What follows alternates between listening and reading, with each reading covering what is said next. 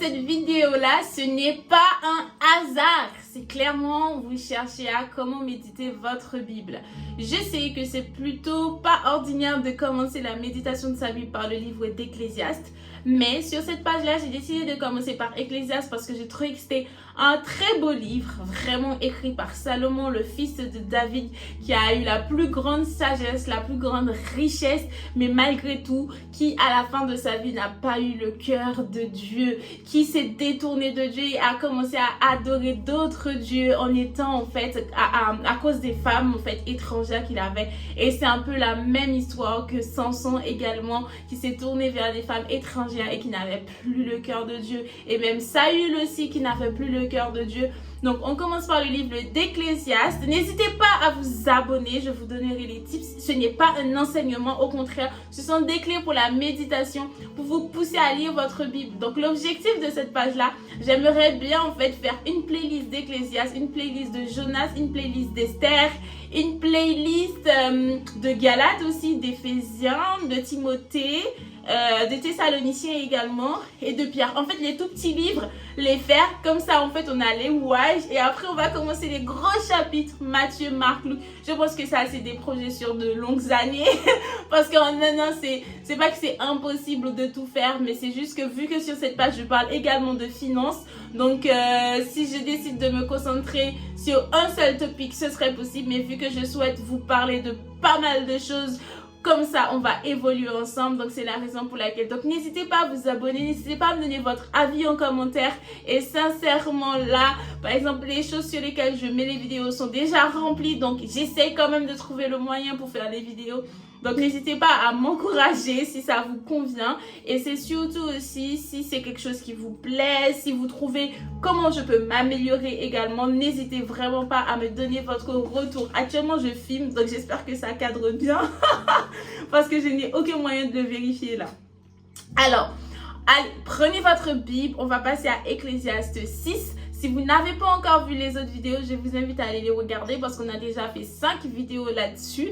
Et en fait, dans la description de la vidéo, je vous mettrai en fait la version 8 secondes. Comme ça, vous aurez les références ou s'il y a un petit verset qui vous parle comme ça, vous pourrez en fait aller regarder. Parce que comment ça se passe pour la méditation? C'est que avant de commencer à méditer, vous devez prier, vous devez demander à Dieu de vous guider vers quel livre qu'il veut se révéler à vous, qu'est-ce qu'il souhaite vous dire. Et après, une fois que vous avez prié, en fait, vous devez être disposé à recevoir ce que le Seigneur va vous dire. Parce qu'en fait, d'une certaine façon, parfois, on pense que le Seigneur va nous répondre d'une certaine façon, alors qu'en fait, pas du tout. Donc, en fait, vous devez vraiment être disponible et disposé pour avoir la réponse de Dieu. Et en fait, si vous lisez, vous ne comprenez pas, relisez une deuxième fois, relisez une troisième fois. Et à ce moment-là, si vous ne comprenez vraiment pas, vous prenez un passage qui vous plaît, que vous avez compris, et vous méditez dessus. Vous n'êtes pas obligé de méditer tout un livre, tout un chapitre comme ça d'un coup, surtout que si vous êtes débutant. Et normalement, on conseille aux débutants de commencer par Matthieu, Marc, Luc, Jean. Mais même ça, ça peut être un peu compliqué. Donc, commencez. Là, pourquoi j'ai pris le livre d'Ecclésiaste? Parce que c'est vraiment, ça parle de sagesse, de richesse, de comment on peut tomber aussi si on n'est pas avec Dieu. Donc, moi, j'aime bien parce que ça regroupe un peu tout. Mais ça ne veut pas dire qu'une fois que vous avez regardé cette vidéo-là, que vous n'allez pas lire votre Bible. Au contraire, cette vidéo-là, elle est faite pour vous pousser à aller lire votre Bible, à aller lire le livre d'Ecclésiaste pour que vous puissiez avoir votre vision, en fait, votre façon de voir, que le Seigneur puisse vous guider. Parce que peut-être que moi, j'aurais lu d'une certaine façon et puis Dieu souhaite vous guider d'une autre façon. Donc vraiment, au contraire, si vous avez déjà lu, c'est tant mieux, comme ça, vous pourrez justement confronter mes idées avec les vôtres. Mais si vous n'avez pas encore lu, vous pouvez regarder la vidéo et après aller lire. Ou au contraire, enregistrer la vidéo et comme ça, vous allez lire après. Vous allez revenir sur la vidéo après. Donc, vous avez, comme je vous ai dit, plusieurs versions et Ecclésiaste 6. Donc, je vais le lire pour vous. J'ai vu encore un malheur sous le soleil, un grand malheur pour les humains. Voici une personne à qui Dieu donne la richesse, des biens et l'honneur. Elle possède tout ce qu'elle peut désirer, mais Dieu ne la laisse pas profiter de ses biens. C'est quelqu'un d'autre qui en profite. Cette situation n'a pas de sens. Elle est injuste et elle fait souffrir. Un homme peut avoir 100 enfants et vivre longtemps. À quoi cela sert-il s'il n'est pas heureux pendant sa longue vie et s'il n'a pas de funérailles? À mon avis, il vaut mieux être un bébé qui meurt à sa naissance. En effet, Cet enfant a été formé pour rien. Il disparaît dans la nuit et la nuit effacera son nom. Il n'a même pas vu le soleil, il ne l'a pas connu. Il est plus tranquille que l'homme qui vit longtemps, même si celui-ci vit 2000 ans. S'il n'est pas heureux, à quoi cela sert-il? Donc on voit bien en fait à travers ces descriptions que la personne, évidemment le personnage c'est Salomon qui écrit, n'est pas heureux en fait. Et si vous allez regarder les autres vidéos ou même vous allez lire les autres passages jusqu'à Ecclésiaste 5, on voit en fait qu'il décrit, qu'il narre en fait une situation qui a un poids pour lui, en fait, qu'il est déprimé, qu'il est proche de sa mort. Et en fait, il se rend compte que malgré toute la richesse, malgré tout ce qu'il a, ben, il n'est pas heureux. Pourquoi il n'est pas heureux? Parce qu'il s'est détourné de Dieu. Parce que vous pouvez avoir toute la richesse du monde, si vous n'avez pas Dieu, en fait, vous n'êtes rien. Donc vraiment, cherchez d'abord le royaume des cieux et le reste vous sera donné par-dessus tout. Tout le bonheur, toute la joie, tout l'épanouissement, toute la paix. Et la plus grande richesse que vous puissiez avoir, c'est la paix et cette connexion intime avec Dieu. Et vraiment que vous demeurez tout le temps en Dieu. Parce que du coup, dans Jean 15, verset 7, il est écrit, demeurez en moi. Et si mes paroles demeurent en vous, tout ce que vous demanderez vous sera accordé.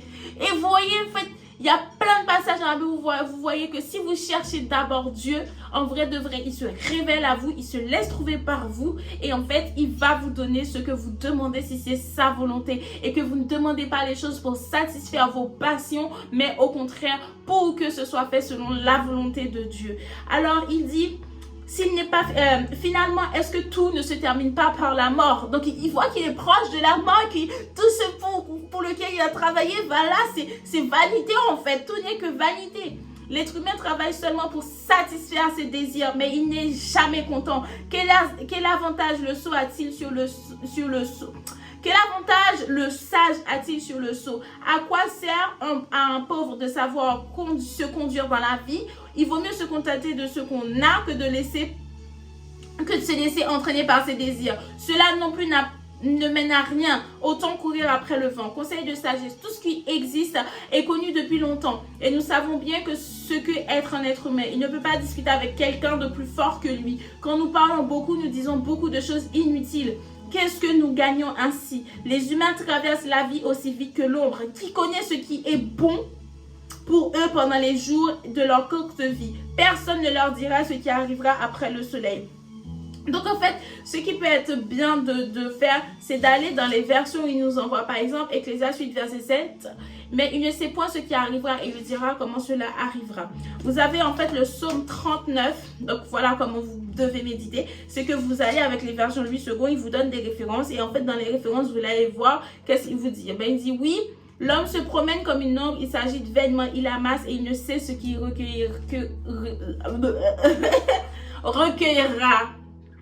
Et en fait, vous avez également Psaume 144, verset 4.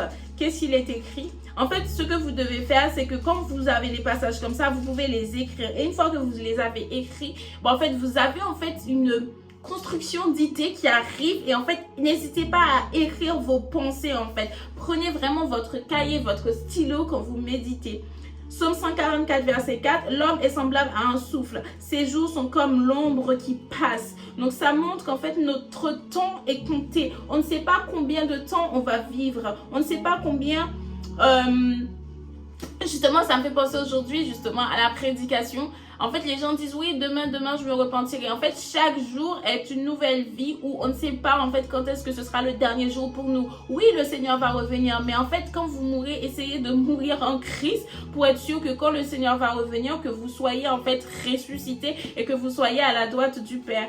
Alors, Job 3, verset 16. Alors, qu'est-ce qu'il dit? Alors, dans Job 3, verset 16, il est écrit « Oui, je n'existerai pas, je serai comme un avorton caché, comme des enfants qui n'ont pas vu la lumière. » N'oubliez pas que Job également, Job, lui, au contraire, c'était un homme juste, intègre, et lui, il a eu toutes les preuves que Satan l'a éprouvé tellement de fois, et jusqu'à la fin, il est resté intègre et juste.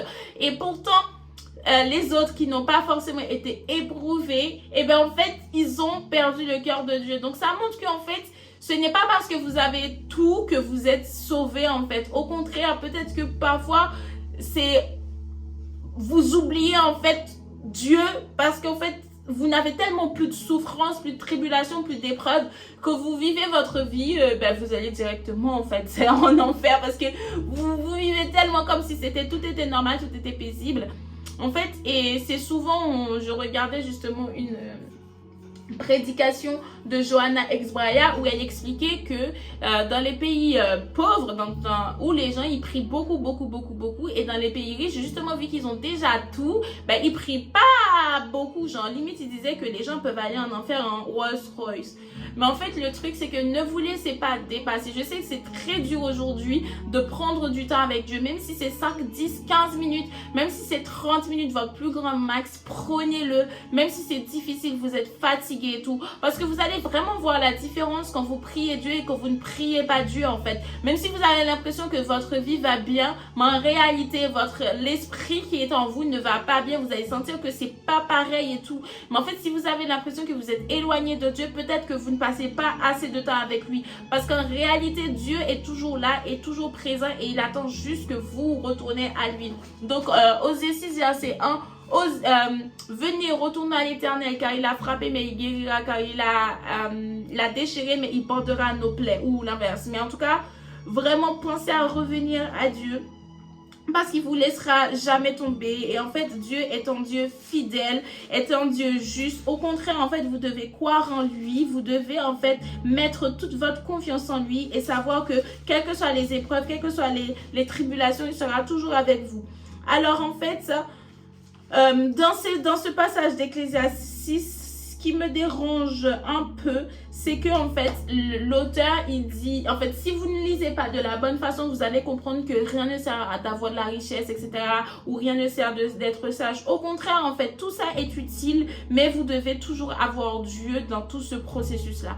Donc je sais que je n'arrête pas de répéter ça dans le livre depuis que je fais les vidéos sur les 6 chapitres là on est aujourd'hui, mais en fait c'est parce que c'est la vérité. Vous pouvez tout avoir, si vous n'avez pas Dieu vous n'avez rien, et vous pouvez rien avoir, en fait si vous avez Dieu vous avez tout. Et en fait quand vous priez, au lieu de demander pas des choses, bien évidemment il est fait pour qu'on soit dans l'abondance, mais demandez d'abord à Dieu par exemple d'avoir le don du discernement, d'avoir le don de miracle, d'avoir le don de guérison, d'avoir le don de rêve, d'avoir le don de prophétie, d'avoir le don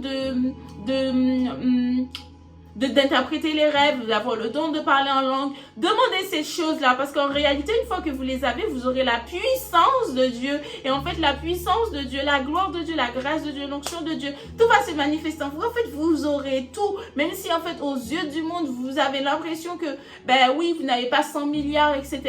Mais en réalité, avec votre vie, vous n'allez jamais manquer de rien, tout simplement parce que vous avez l'onction, vous avez la grâce de Dieu. Et quel que soit l'endroit où vous allez, les portes vous seront ouvertes, parce qu'en fait, c'est la grâce de Dieu, vous êtes la lumière. Et en plus, justement, dans Matthieu 5, voilà. Si vous allez dans Matthieu 5, c'est écrit, vous voyez, vous êtes le sel de la terre, mais si le sel perd sa saveur, avec quoi la lui rendra-t-on? Il ne sert plus qu'à être jeté dehors et foulé aux pieds par les hommes. Vous êtes la lumière du monde. Une ville située sur une montagne ne peut être cachée. Et on n'allume pas une lampe pour la mettre sous le boisseau, mais on la met sur le chandelier et elle éclaire tous ceux qui sont dans la maison. Que votre lumière luise ainsi devant les hommes, afin qu'ils voient vos bonnes œuvres et qu'ils glorifient votre Père qui est dans les cieux. Donc vraiment en fait vous êtes la lumière du monde. Donc vraiment, même si aujourd'hui vous avez l'impression qu'il est trop tard pour revenir à Dieu, c'est faux. En fait il est jamais trop tard. Au contraire en fait vous pouvez encore vous racheter. Vous avez été racheté à un grand prix. Donc glorifiez Dieu dans vos pensées et dans votre corps. Donc revenez à Dieu et demandez-lui pardon, et en fait il est prêt à vous pardonner. Et surtout en fait ne dites jamais que l'argent c'est ça, l'argent c'est tabou, nanana. Au contraire, sur cette page-là, on va parler d'éducation financière également, pour vous montrer qu'en fait, à aucun moment que Dieu a dit qu'il ne fallait pas avoir d'argent. C'est juste que l'argent ne doit pas être votre maître, parce qu'on ne peut pas avoir de maître. Mais en fait, vous devez en fait contrôler en fait ce processus là. L'argent ne doit pas vous contrôler, c'est vous qui devez contrôler l'argent. Et en fait Dieu nous appelle à être dans l'abondance, parce que tout simplement dans Jean 10 verset 10, il est venu pour qu'on ait la vie et qu'on soit dans l'abondance. Donc n'ayez crainte de penser grand, d'ayez de grandes ambitions, mais dans tout ce processus là vous devez toujours intégrer Dieu. Vous devez pas en fait ramener Dieu dans vous devez pas ramener vos projets à Dieu, vous devez ramener Dieu dans vos projets, ou l'inverse. En tout cas, c'est Dieu qui doit... Vous devez plutôt ramener vos projets à Dieu. En tout cas, Dieu doit être là en toutes circonstances. Je suppose que vous voyez ce que je veux vous dire. En fait, vous devez dans toutes circonstances ramener vos projets à Dieu. Voilà, ramenez vos projets à Dieu. Parce que c'est pas une fois que vos projets sont déjà là et puis vous ramenez Dieu. Non, c'est l'inverse. C'est avant que vous mettiez en place vos processus, vous devez demander à Dieu, est-ce que je dois me lancer dans ça? Est-ce que ça te convient, etc., etc. Donc, je sais que la vidéo est un peu longue, mais voilà, pour que vous puissiez méditer, vous devez en fait être disposé et disponible. Et bien évidemment, tout ce que je viens de vous dire, je n'ai rien écrit, je n'ai pas prompté, rien du tout. C'est juste que là, du coup, ça vient comme ça. Et du coup, je vous montre comment ça peut arriver en fait la méditation. C'est juste que vous allez dans un passage, ça vous fait penser à un autre truc, ça vous fait penser à un autre truc. En fait, c'est ça la méditation. Et en fait, à la fin de la méditation, vous devez garder, il y a un truc en vous qui doit dire, ok, aujourd'hui, j'ai médité sur ça. Qu'est-ce que je dois faire pour pouvoir appliquer ce que je viens de méditer? Qu'est-ce que je dois faire pour rester dans cette connexion avec Dieu? Parce qu'en fait, ce n'est pas seulement au moment de la méditation que vous devez chercher à être avec Dieu. C'est tout au long de la journée, tout au long de votre vie, vous devez chercher cette connexion intime avec Dieu. Parce que je ne sais pas si vous le voyez, mais moi, quand j'entends pas cette connexion, quand je ressens pas cette connexion-là, je sens que, Seigneur, tu t'éloignes de moi là. Moi, tu me manques en fait. Je suis triste parce que je ne sens pas la même chose. Donc en fait, vous devez en fait avoir ce truc où Dieu vous manque, comme par exemple votre conjoint qui part en vacances. Dieu doit vous manquer pour que vous cherchiez sa présence, pour que vous cherchiez sa face, pour qu'il puisse se révéler à vous. Je sais que la vidéo est un bit longue, mais en tout cas, j'espère que vous partagerez votre point de vue en commentaire. Et sur ce, vous le savez toujours que je vous envoie plein d'amour, plein d'argent surtout, pour prenez soin de vous comme à l'accoutumée, et on se retrouve pour Ecclésiaste 7 dans une autre vidéo. Donc abonnez-vous pour cela. À tantôt.